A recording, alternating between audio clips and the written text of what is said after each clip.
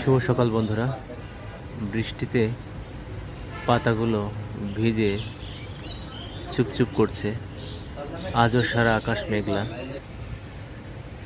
আজও বোধহয় সারাদিন